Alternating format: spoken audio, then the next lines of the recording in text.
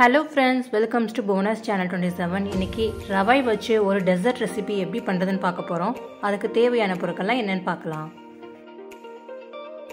ஒரு கடாயில 1 கப் அளவுக்கு சுகர் சேர்த்துக்கிறேன். கொஞ்சமா தண்ணி சேர்த்து ஒரு கம்பி பதம் வர அளவுக்கு நம்ம சுகர் சிரப் ரெடி பண்ணிக்கலாம்.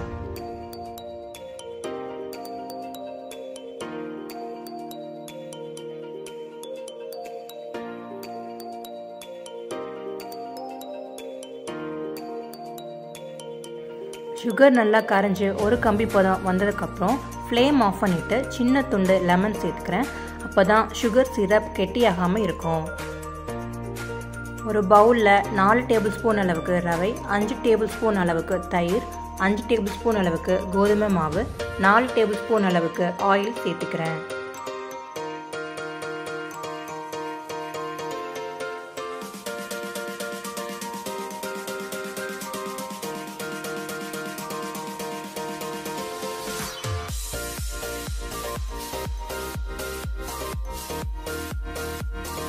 இது எல்லாத்தையும் சேர்த்து ஒரு கெட்டியான மாவா நம்ம ரெடி பண்ணிக்கலாம்.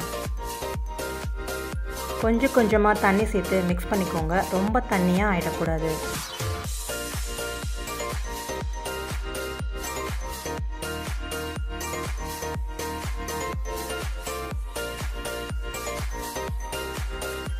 நம்ம ரெடி பண்ண மாவு இந்த கன்சிஸ்டன்சியில் இருக்கணும். ரொம்ப தண்ணியாக இருந்தால் நம்ம பிழியும் போது சரியாக வராது. இந்த மாதிரி ஒரு கேக் டெக்கரேட்டர் எடுத்திருக்கேன். அதில் நம்ம ரெடி பண்ணி வச்சுருக்கிற மாவை ஃபில் பண்ணிக்கலாம்.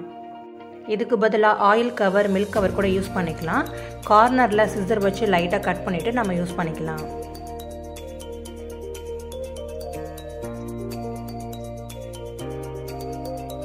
இப்போ நம்ம ரெடி பண்ண மாவை இதில் ஃபில் பண்ணிக்கலாம்.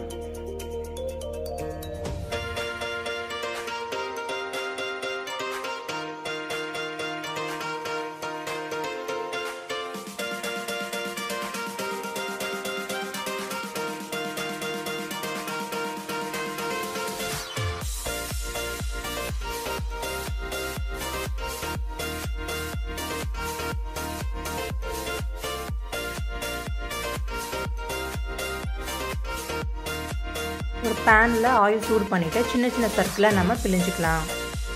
எண்ணெய் நல்லா சூடானதுக்கப்புறம் தான் நம்ம பிழிய ஆரம்பிக்கணும்.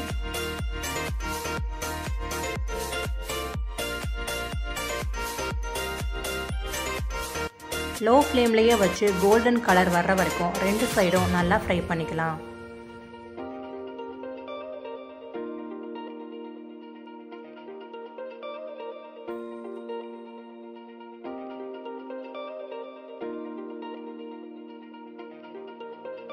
இப்போ நல்லா ஃப்ரை ஆயிடுச்சு, கோல்டன் கலரில் வந்துருச்சு. இப்போ நம்ம வெளில எடுத்துடலாம்.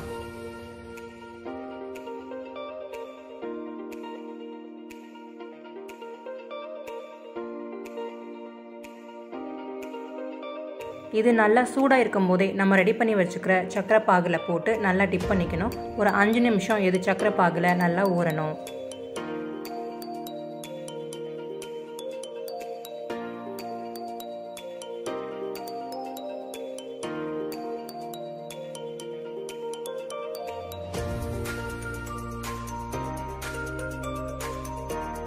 அஞ்சு நிமிஷத்துக்கு அப்புறம் சக்கரை பாகில் நல்லாவே ஊறிடுச்சு. இப்போ நம்ம வெளில எடுத்து ஒரு பிளேட்டில் அரேஞ்ச் பண்ணிக்கலாம்.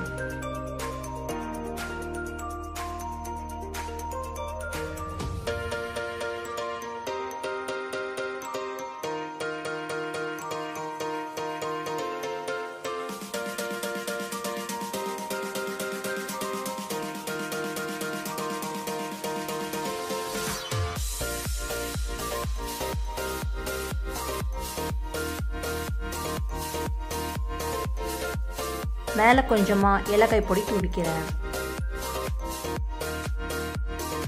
ரவையை வச்சு ரொம்பவே சூப்பரான ஒரு டெசர்ட் ரெசிபி நம்ம ரெடி பண்ணியாச்சு. இந்த ரெசிபி உங்களுக்கு பிடிச்சிருந்தா நம்ம சேனலை மறக்காமல் சப்ஸ்கிரைப் பண்ணிக்கோங்க.